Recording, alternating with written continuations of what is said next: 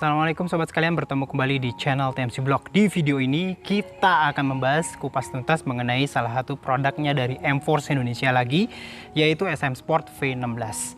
Motor ini berjenis cruiser, berjenis mesin V-twin 250cc. Kita akan bedah semuanya mulai dari fisiknya, riding ergonomi, dalam keadaan statis maupun pada saat test ride nanti. Video ini bakalan panjang banget, so siapin juga cemilan pada saat nonton video ini. Jangan di skip-skip. Langsung aja simak videonya yuk. Nah, jadi sobat sekalian, ini adalah SM Sport V16. Tulisan V16-nya sobat bisa lihat ya, ada di daerah bawah dari jok.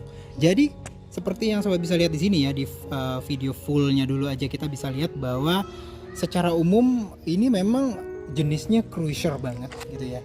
Mungkin kalau cruiser seperti ini itu kita bisa kenal kayak misalkan varian-varian seperti Harley Davidson, Kawasaki Vulcan dan lain-lain, dimana antara wheelbase ban depan dan ban belakang itu biasanya memang sangat panjang. Yuk kita deketi secara mendetail. Nah sekarang kita akan coba lihat mulai dari bagian depan teman-teman sekalian. Jadi ini tuh cruisernya bagus banget gitu ya, sehingga kita bisa lihat beberapa detailnya itu memang untuk V16 ini menghadirkan kayak chrome gitu. Kayak misalkan di headlampnya semua pakai chrome, dan untuk headlampnya dia tuh sudah menggunakan headlamp yang LED teman-teman sekalian ya. Kita bisa lihat di sini LED-nya juga cukup menarik, dimana ya. Nah ada DRL-nya di bagian tengah ya, lalu ada lampu jauh dan lampu dekatnya itu banyak banget ini. Kalau misalkan ini ada dua lampu reflektor LED ya di bagian atas dan bawah, dan di bagian tengahnya itu jenisnya itu bukan reflektor tapi dia lebih ke lampunya jenis LED yang proyektor, dan itu menarik banget. Jadi walaupun dia bentuknya old school yaitu bulat, tapi dia menghadirkan detail yang cukup modern. Dari sini kita bisa lihat lagi bahwa lampu sennya walaupun bergaya old school juga, tapi lampunya sendiri juga menggunakan lampu yang LED. Dan kita bisa lihat lagi di sini teman-teman sekalian, untuk daerah panel meternya dia menggunakan panel meter model yang bulat-bulat seperti ini. Nah ya, kita bisa lihat di sini ya. Nah, dia menghadirkan panel meter yang bulat, artinya dia bergaya old school juga, namun informasi di dalamnya itu sudah menggunakan LCD. Baik dia itu tachometer, lalu speedometer, lalu ada trip meter, odometer, terus ada jam, ada kondisi voltase, terus ada juga fuel level ya, atau level dari bahan bakar. Ini apa ya? Oh sorry, ini tuh apa ya namanya ya? Ini tachometer ya. Saya belum tahu ini apa yang bagian bawah.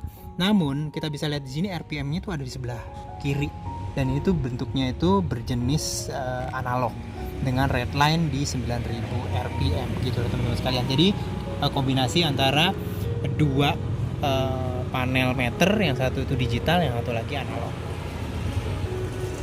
Dan sobat-sobat bisa lihat juga untuk pemilihan bannya ini tuh bergayanya tuh malah ke agak semi dual purpose dengan semi block gitu ya untuk ban-bannya. Sementara ukuran bannya sendiri itu 90/90 dengan ring 18. Velgnya sendiri juga bukan ring atau velg jari-jari, dia menggunakan velg casting yang dicast menggunakan aluminium gitu ya. Cuman ini jari-jari castingnya tuh banyak banget sih. Jadi seperti itu.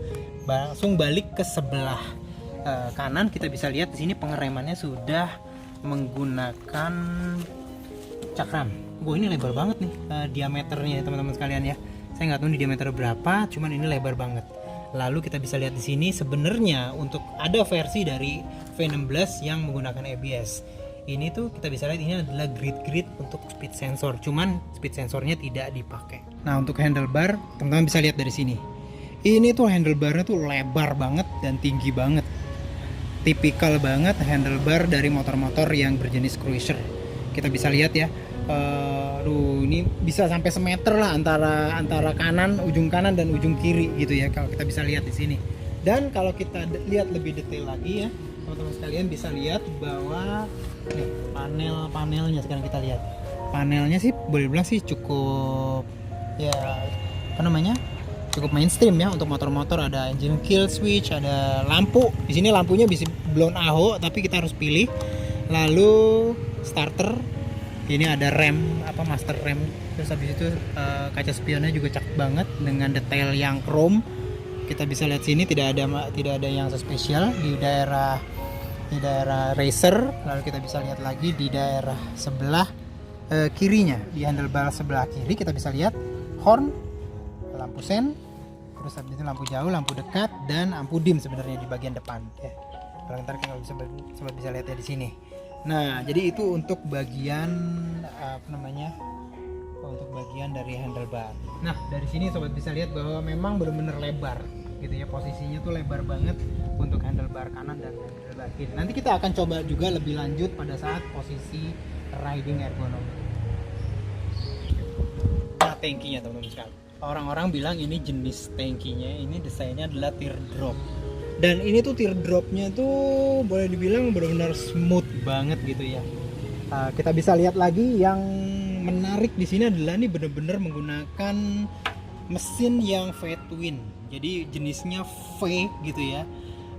Dimana dia tuh antara dua silindernya itu membentuk seperti huruf V. Perkiraan saya sih derajatnya tuh hampir 90 derajat.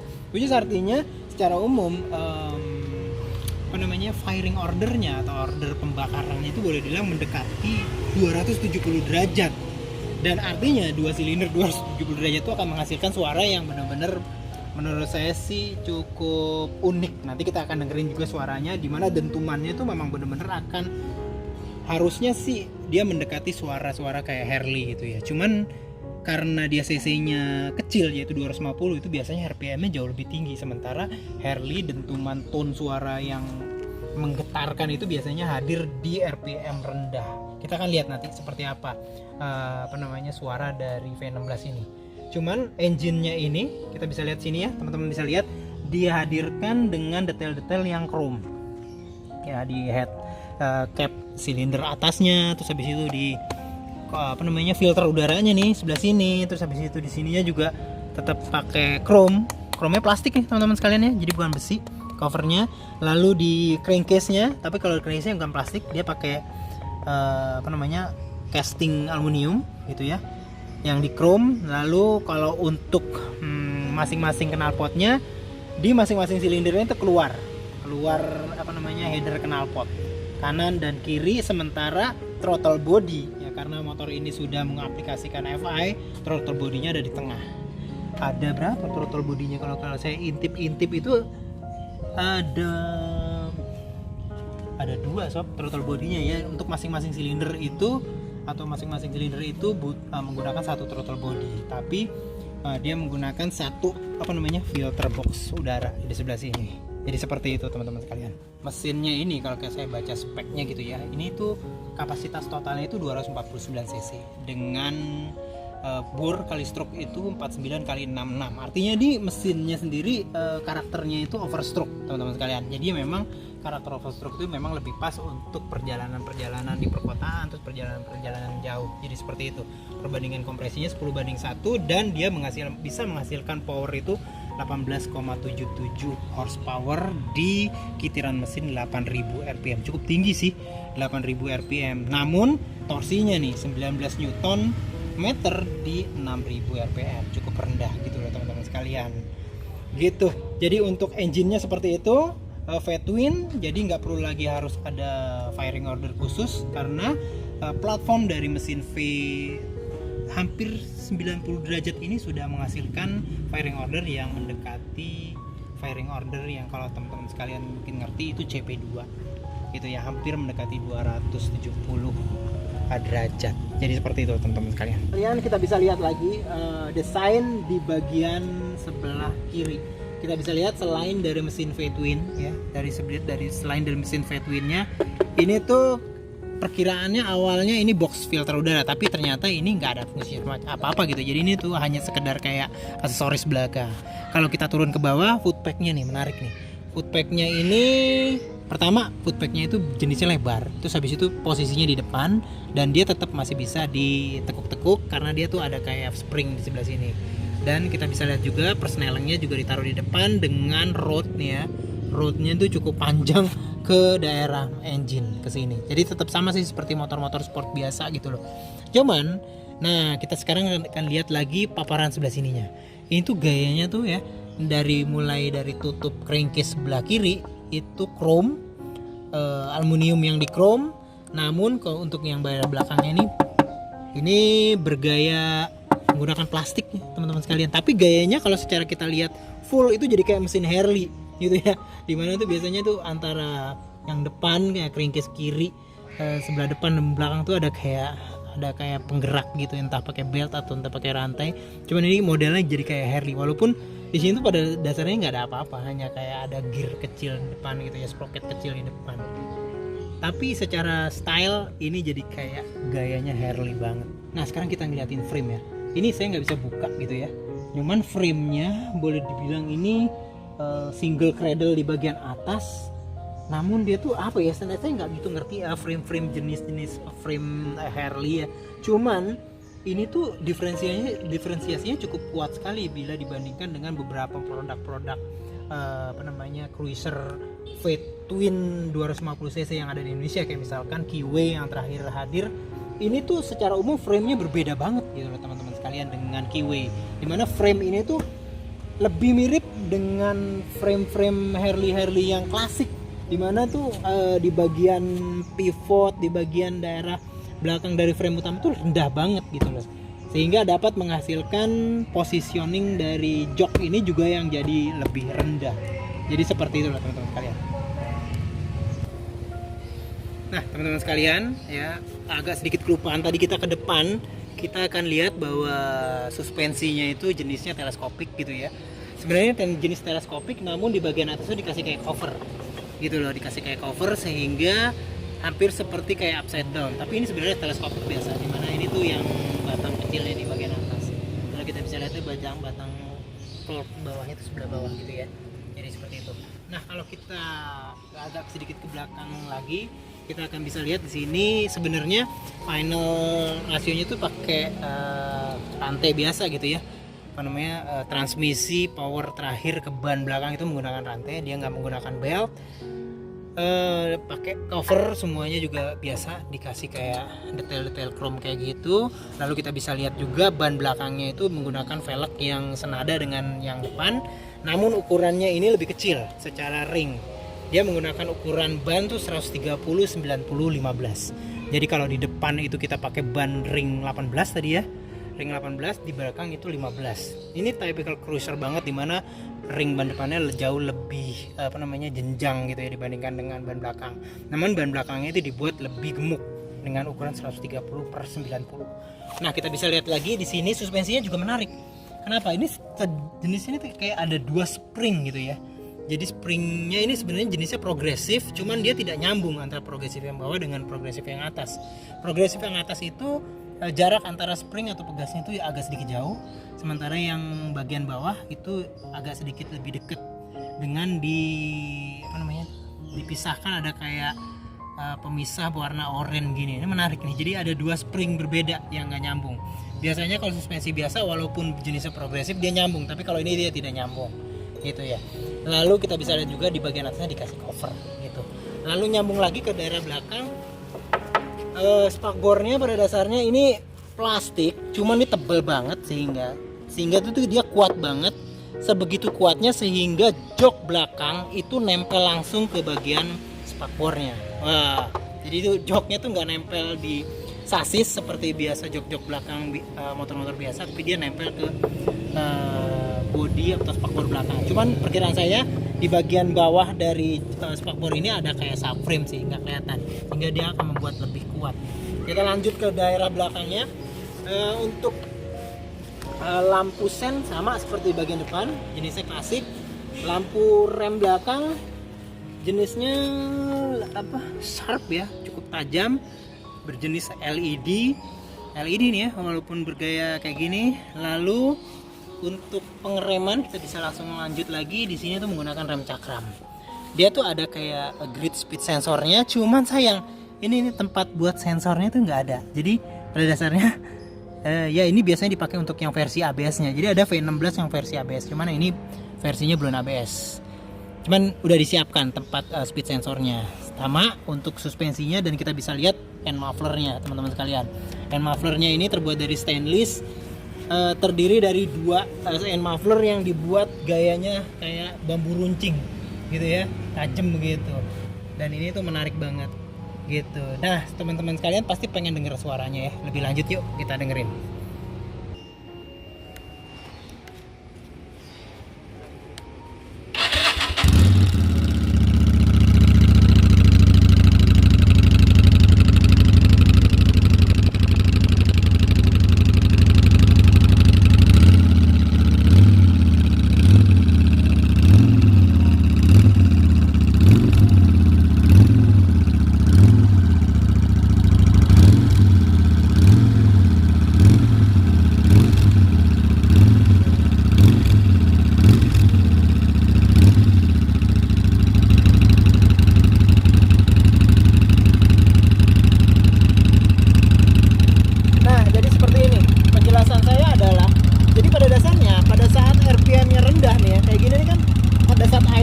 RPM-nya saya baca dulu.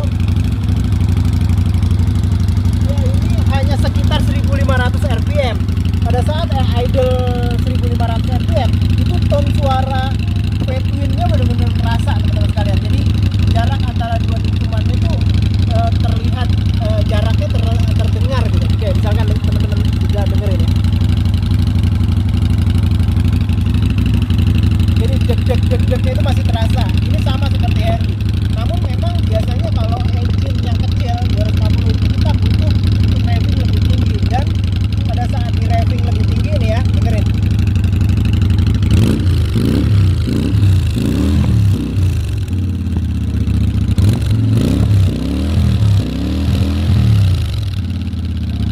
Nah, jadi saya tuh barusan nge-revving sampai 5000 RPM. Itu suara derunya itu sedikit lebih agak hilang dikit gitu ya. Jadi agak lebih nyambung nanti pada saat seperti itu teman-teman sekalian. Sehingga memang kalau menurut saya mungkin kalau teman-teman yang beli FV16 mungkin lebih baik ganti muffler yang lebih free flow, sehingga suaranya mungkin dentumannya itu lebih terasa kan. Jadi seperti itu mengenai V-twin. Tapi benar-benar solusi dari engine yang V-twin memang benar-benar terhadir di suaranya yang dentumannya itu memang nggak bisa disamain sama mesin-mesin twin 180 derajat biasa. Ini hanya bisa disamain oleh mesin twin inline tapi yang fairing ordernya 270 atau 90 derajat, atau yang biasa teman-teman bilang sebagai mesin-mesin cross crankshaft. Nah, teman-teman sekalian, sekarang saya akan tunjukkan kepada teman-teman sekalian segitiga ergonomi dari motor SM Sport V16 ini. Namun secara statis dulu sebelum kita nanti tes di jalanan. Seperti apa rasanya? Yuk, langsung aja saya naikin. Ya, dengan ketinggian atau jangkauan kaki 75 cm, pada saat menduduki jok, kaki saya masih bisa full menapak gitu ya.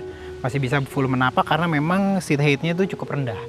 Dan pada saat duduk di atas motor ini, terasa banget bahwa memang joknya itu yang cukup lebar, sehingga dia tuh mensupport atau menopang bagian bokong kita tuh memang banyak banget, sehingga perkiraan saya ini akan jauh lebih nyaman bila dipakai untuk perjalanan jauh gitu teman-teman sekalian. Lalu ini udah pada saat berdiri gitu ya. Cuman beratnya kalau menurut saya sih beratnya boleh dibilang cukup manageable ya beratnya. Terlebih lagi karena memang kaki kita full menapak sempurna, dan ini bisa menambah kepedean kita gitu loh teman-teman sekalian. Dan hal kedua yang mau saya share ke teman-teman sekalian adalah segitiga ergonominya. Segitiga ergonomi itu artinya di mana titik handlebar gitu ya, lalu kaki kita, ujung dari telapak kaki dan juga bokong pada saat menduduki seat atau jok.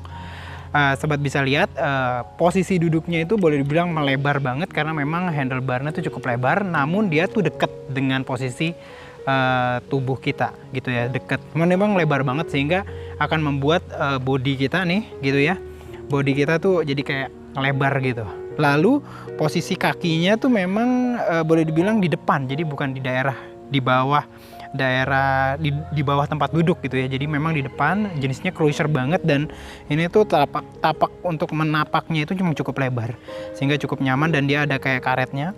Posisi persnelingnya sama, kopling maju ke depan satu, lalu yang lainnya dicongkel. Jadi seperti itu teman-teman sekalian. Posisi ini boleh dibilang memang cruiser banget, sehingga segitiga ergonominya yang stangnya baplang, terus habis itu posisi duduknya yang cukup ditopang dengan lebar gitu ya dari joknya, dan juga posisi footpacknya yang maju ke depan membuat posisinya jadi bener-bener cruiser banget gitu loh kalau menurut saya. Nanti kita akan coba tes di jalan seperti apa rasanya naik motor ini. Cuman sobat bisa lihat di sini posisi tubuhnya tuh memang bener-bener daerah belakang itu jadi bener-bener tegak dan cruiser banget, sama kayak naik-naik motor kayak Harley Davidson atau mungkin motor-motor yang lain. Itu mengenai segitiga ergonomi secara statis dari SM Sport V16. Nah sobat sekalian, sekarang langsung aja kita icip-icip motor cruiser dengan mesin V-twin SM Sport V16 dari M-Force Indonesia ini.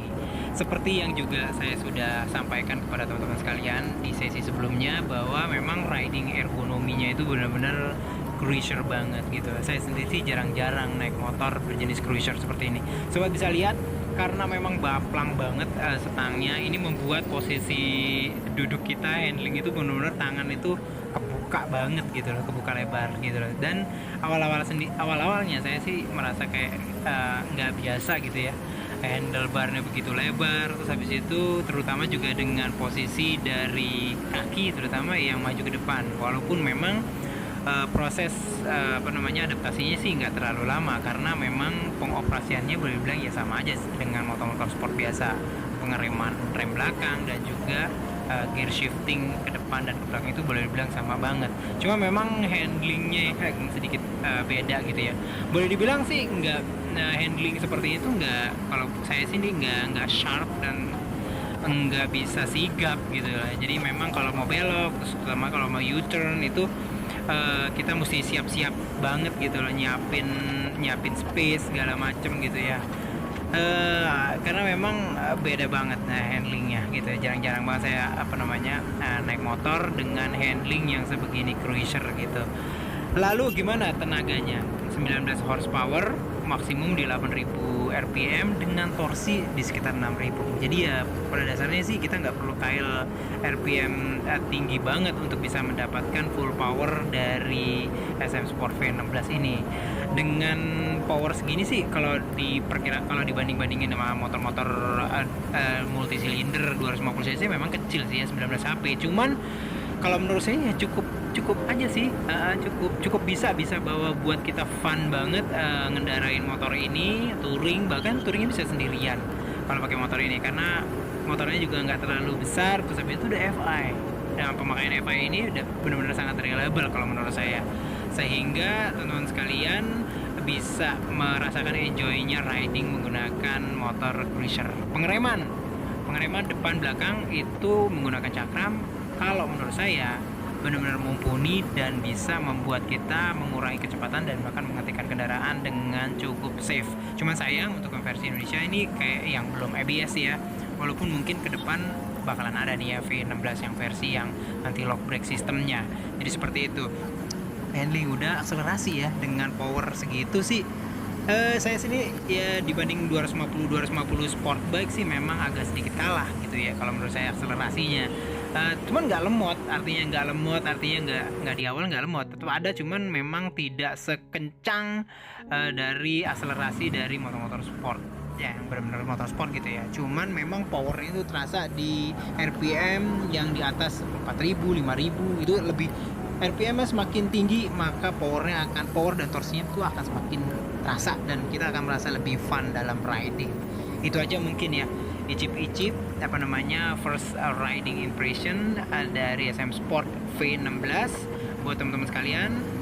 Pada dasarnya motor ini fun banget untuk riding dan touring gitu ya. Bisa lah dijadikan salah satu pilihan sobat sekalian kalau ingin motor jenis ini.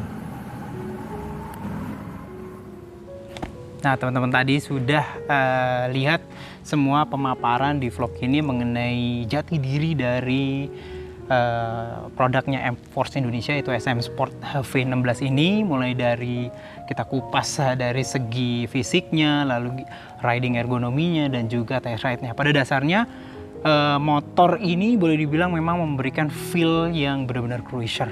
Benar-benar bisa dijadikan salah satu alternatif bagi sobat sekalian yang ingin produk yang boleh dibilang kualitasnya benar-benar boleh oke lah, dan juga dijamin oleh pabrikannya. Itu aja. Mudah-mudahan vlog review mengenai V16 ini bisa berguna bagi sobat sekalian. Sampai berjumpa di review selanjutnya. Assalamualaikum warahmatullahi wabarakatuh.